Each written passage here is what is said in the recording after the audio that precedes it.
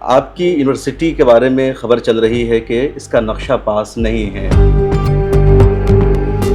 आज़म खान साहब से मुलाकात हुई आपकी जेल में इस पूरे?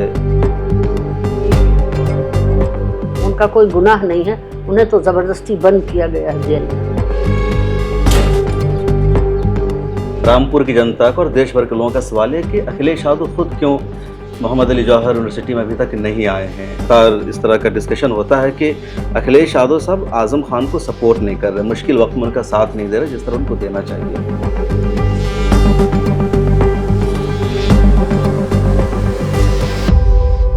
प्ले टाइम्स में खुशामदीद। मैं हूं शम्स तबरेज़ कासमी और आप जानते हैं कि मैं मौजूद हूं रामपुर की सरजमीन पर मोहम्मद अली जौहर यूनिवर्सिटी में। मोहम्मद अली जौहर यूनिवर्सिटी के फाउंडर और बानी आज़म खान साहब इन दोनों जेल में बंद है, लेकिन उनके पीछे उनकी अहलिया मोहतरमा तज़ीन फ़ातिमा साहिबा उनकी जो विरासत है उसको संभाल रही है, उनकी लड़ाई लड़ रही है। और इन दिनों मोहम्मद अली जौहर यूनिवर्सिटी पूरे हिंदुस्तान में मौजूद बहस है, क्योंकि डीएम साहब ने ये कह दिया है कि 40 इमारतों में से 38 का नक्शा पास नहीं है। तज़ीन फ़ातिमा साहिबा राज्यसभा MP रह चुकी हैं और इस वक्त मेरे साथ ख़ास बातचीत के लिए मौजूद है। तज़ीन फ़ातिमा साहिबा, आपका बहुत शुक्रिया कि आपने वक्त निकाला। आपकी यूनिवर्सिटी के बारे में ख़बर चल रही है कि इसका नक्शा पास नहीं है 38 बिल्डिंग का 40 में से, और डीएम साहब ने कहा है कि 15 दिनों का टाइम है, आप खुद गिरा लीजिए और ना हम गिरा देंगे और हर्जाना भी अदा करना होगा आपको। देखिए, इस तरह का जो आदेश है वो एक लोकतांत्रिक देश में ये बिल्कुल मुनासिब नहीं है, और बल्कि ये संविधान का उल्लंघन करता है और हमारे ये छात्र हित का विरोधी है इस तरह का आदेश।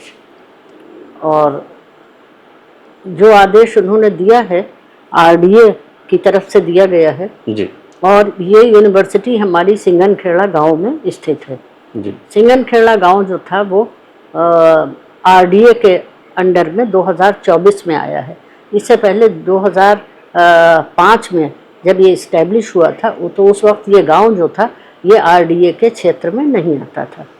तो ये इस यूनिवर्सिटी की जितनी भी बिल्डिंग्स हैं ये सब 16-17 तक बन चुकी थी, तो हम किससे मतलब लेते नक्शों को पास करवाते जब डिपार्टमेंट ही नहीं था। जी, जब आप RDA में गांव नहीं था, ये गांव इंक्लूड RDA तो था 2005 में, ये गांव इंक्लूड नहीं था।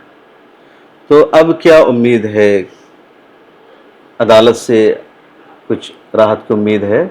नहीं, अदालत से तो हमें यकीनन इंसाफ मिलेगा ही। आज़म खान साहब से मुलाकात हुई आपकी जेल में इस पूरे नहीं, अभी के बाद? तो नहीं हुई। अभी नहीं हुई? वकीलों की हुई थी। वकीलों की हुई थी, तो क्या कहा उन्होंने, कैसे लड़ना है, क्या करना है? उन्होंने यही कहा है कि हम आखिरी दम तक लड़ते रहेंगे, हमारे स्टूडेंट्स भी आखिरी दम तक लड़ते रहेंगे जब तक कि हमें इंसाफ नहीं मिल जाता। बहुत सारे लोग कह रहे हैं कि गवर्नमेंट को टेक ओवर कर लेना चाहिए, इसको सरकारी यूनिवर्सिटी बना देना चाहिए। अब तक की बात पहुंची होगी, तो आज़म खान साहब तक ये बात पहुंची है, उनका क्या कहना है इसके बारे में? देखिए, आज़म खान साहब से तो तक तो पहुंची या नहीं पहुंची इसका मैं नहीं कह सकती, लेकिन ये खुद मैं कह रही हूँ कि चूंकि एक माइनॉरिटी यूनिवर्सिटी है और संविधान में, कॉन्स्टिट्यूशन में बहुत से ऐसे आर्टिकल्स हैं जिसमें माइनॉरिटीज़ के सेफगार्ड्स दिए गए हैं, और एक माइनॉरिटी यूनिवर्सिटी को आसानी से गवर्नमेंट ऐसे टेक ओवर नहीं कर सकती। डीएम साहब की कोई बातचीत हुई है उनके इस आदेश के बाद? नहीं। आपने कोई कोशिश है आपकी मुलाकात करने की या उनसे समझने की कि प्रॉब्लम क्या है आपको? नहीं, अब इतने ऐसे आदेश के बाद अब मेरा बात करने का कोई औचित्य नहीं बनता। बच्चों ने बात की थी, शायद उन्होंने बुलवाया था बच्चों को जी, तो बच्चों ने बात की थी। बच्चों ने ये कह दिया है यहाँ के कि हम तो मतलब जब तक ये आदेश वापस नहीं होता तब तक हम धरने पर ही बैठे। अखिलेश यादव साहब का कोई फ़ोन आया आपके पास, कोई पैगाम जी, आया? अखिलेश यादव साहब का के कई फ़ोन भी आए हैं। उन्होंने अपने प्रतिनिधिमंडल भी यहाँ भेजा है, सारे MPs भी आए थे और ज़्यादातर और MLAs भी आए थे, और बराबर वो मालूम करते रहते हैं इस बारे में। तो किस तरह सपोर्ट कर रहे हैं आपको इस लड़ाई में? वो मतलब हर तरह से सपोर्ट कर रहे हैं। कल आकर जो प्रतिनिधिमंडल था सांसदों का, उसने आकर बच्चों से बात की और बच्चों को भी बहुत आश्वासन दिया कि तुम लोग परेशान ना हो, कुछ ना करो, और हम लोग हर मुमकिन कोशिश करेंगे कि ये आदेश वापस हो जाए। रामपुर की जनता को और देश भर के लोगों का सवाल है कि अखिलेश यादव खुद क्यों मोहम्मद अली जौहर यूनिवर्सिटी में अभी तक नहीं आए हैं? अपने नुमाइंदे भेज रहे हैं वो। उन्होंने नुमाइंदे भेजे हैं, वो खुद भी आएंगे। इधर वो मसरूफ़ थे वहाँ जंतर मंतर पे वो भी तो छात्र ही हैं। जी, मतलब इस उनका अखिलेश यादव भी अभी छात्र हैं। नहीं, अखिलेश यादव नहीं, जो बच्चे थे जंतर जी। मंतर पर, उनके लिए भी वो कोशिश कर रहे थे। तो जिस तरह से हमारी यूनिवर्सिटी के बच्चे कोशिश कर रहे हैं, ऐसे ही उन्हें वहाँ भी उन बच्चों को भी समझाना था। जी, तो इन बच्चों को समझाने कब तक आएंगे, कुछ बताया उन्होंने? नहीं, वो जल्द आएंगे। ये है कि जी जल्द जी, आएंगे। जल्द ही आएंगे। अब्दुल आजम से कुछ मुलाकात हुई आपकी, जी बातचीत? जी। क्या बातचीत हुई, क्या लग रहा है अब्दुल आजम के बारे में, कब तक रिहाई मिलेगी उनको? देखिए, रिहाई तो क्या कहें, रिहाई तो कैदियों को मिलती है, कैदी हैं, लेकिन वो बिल्कुल बेगुनाह हैं। जी, उनका कोई गुनाह नहीं है, उन्हें तो ज़बरदस्ती बंद किया गया है जेल में। गुनाह तो आज़म साहब का भी कोई नहीं है, बस जिसे कहते हैं जानबूझकर फंसाना, बिल्कुल, वो है। ये तो पूरा हिंदुस्तान जान रहा है। जी। तो 2027 के इलेक्शन से पहले बाहर निकलने की उम्मीद है?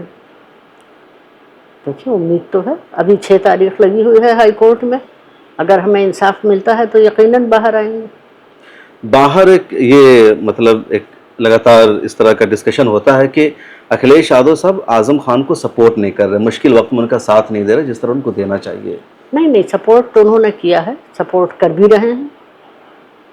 कर रहे हैं जी सपोर्ट। बिल्कुल। तो जो स्टूडेंट्स यहाँ प्रोटेस्ट कर रहे हैं, मैंने सुना कि उनको भी पुलिस बहुत ज़्यादा परेशान कर रही है, डरा रही है। नहीं, बहुत ज़्यादा तो नहीं परेशान कर रही है, लेकिन थोड़ा बहुत दबाव बनाती है। कभी LIU वाले आके एड्रेस ले जाते हैं, कभी उनके पेरेंट्स से बात की जाती है। बाकी ज़्यादा परेशान तो नहीं किया, अभी तक तो नहीं किया है।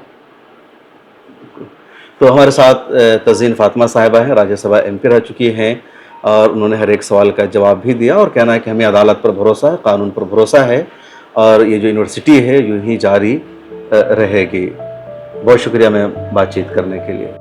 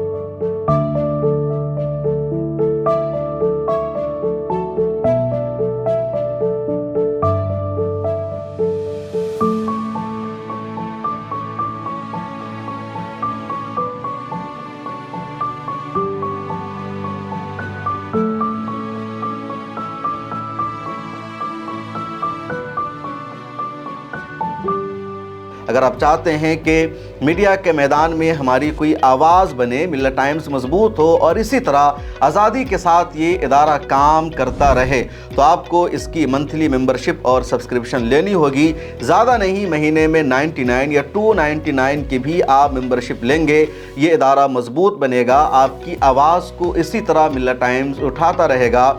यहाँ एक QR कोड आपको दिख रहा है, इसको आप स्कैन कर सकते हैं या डिस्क्रिप्शन में हमारी वेबसाइट का लिंक मौजूद है, उस पर क्लिक कीजिए। इस तरह का पेज खुलेगा आपके मोबाइल पर, जहां पहले अपना नाम लिखना है, जिस तरह कॉलम बना हुआ है फर्स्ट नेम एंड लास्ट नाम का, उसके बाद फ़ोन नंबर आपको लिखना है, उसके नीचे ईमेल ID आपको अपनी डालनी है, उसके नीचे आई डिक्लेयर लिखा हुआ है जहां आपको टिक कर देना है। नीचे आ जाएंगे, पे नाउ का बटन मौजूद है, जैसे ही आप क्लिक करेंगे UPI एप्लीकेशन खुल जाएगा, खा गूगल पे हो, फ़ोन पे हो, पेटीएम हो या कुछ और हो, और वहां से आगे जो पेमेंट का प्रोसेस है उसको कंप्लीट करना है।